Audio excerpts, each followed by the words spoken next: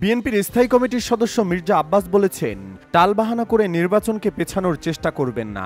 আমরা খুব ভালো জানি ডিসেম্বরে নির্বাচন না হলে এদেশে আর কখনো নির্বাচন হবে না। বাংলাদেশ বিদেশি প্রভুদের হাতে পদানত হবে। বিএনপির প্রতিষ্ঠাতা শহীদ প্রেসিডেন্ট জিয়াউর রহমানের ৪৪তম শাহাদত বার্ষিকী উপলক্ষে শুক্রবার ৩০ মে বিকেলে রাজধানীর নয়াপল্টনে দলের কেন্দ্রীয় কার্যালয়ের সামনে এক অনুষ্ঠানে প্রধান অতিথির বক্তব্যে তিনি এসব কথা বলেন। মির্জা আব্বাস বলেন, প্রধান উপদেষ্টা ডক্টর মোহাম্মদ ইউনূস বিএনপিকে তার মুখোমুখি করে নিয়েছেন বলে মন্তব্য করেন।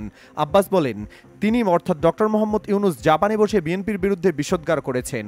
জাপানে বসে বলেছেন একমাত্র বিএনপি ডিসেম্বরে নির্বাচন চায়। এর জবাবে বলতে চাই, ডক্টর ইউনূস সাহেব, আপনি স্মরণ করেন ডিসেম্বরে নির্বাচনের কথা আপনিই প্রথম বলেছেন। বিএনপির এই নেতা বলেন, অন্তর্বর্তী সরকার ঘোষণা দিয়ে সংস্কার করছে। সংস্কার করার জন্য বাইরে থেকে মানুষ ইম্পোর্ট অর্থাৎ আমদানি করে আনছেন, যারা এদেশের নাগরিক নয়, দেশের প্রতি এত মমত্ববোধ নেই, দেশকে ভালোবাসেন না। তারা কি করে এদেশের মানুষের সংস্কার করবে আমরা বুঝতে পারি না। তিনি বলেন, টার্মিনালটির কর্মক্ষমতা রয়েছে, তাহলে কেন এ টার্মিনাল বিদেশিদের হাতে দেব? বিদেশিরা এলে টাকা বাংলাদেশে রাখবে না, তাই বিদেশিদের প্রতি প্রেম ভালোবাসা ছেড়ে দেন।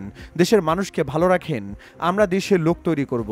দেশের লোকেরাই নিউমোরিং টার্মিনাল চালাবে, বাইরের লোক দরকার নেই। সরকারের উদ্দেশ্যে তিনি বলেন, সেন্ট মার্টিনের খাওয়া নেই, কাপড় নেই, মানুষ বাচ্চা নিয়ে স্কুলে যেতে পারছে না।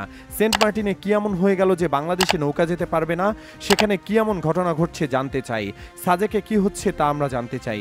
জিয়াউর রহমানের স্মরণে দোয়া মাহফিল ও দুস্থদের মাঝে খাবার বিতরণের অনুষ্ঠানের আয়োজন করে বিএনপির পল্টন থানার ১৩ নম্বর ওয়ার্ড পল্টন থানা বিএনপির সাবেক সাধারণ সম্পাদক কাজী হাসিবুর রহমান শাকিলের সঞ্চালনায় অনুষ্ঠানে উপস্থিত ছিলেন বিএনপির কেন্দ্রীয় কমিটির সহ যুব বিষয়ক সম্পাদক মীর নেওয়াজ আলী এবং ঢাকা মহানগর দক্ষিণ বিএনপির সদস্য সচিব তানভীর আহমেদ রবিন।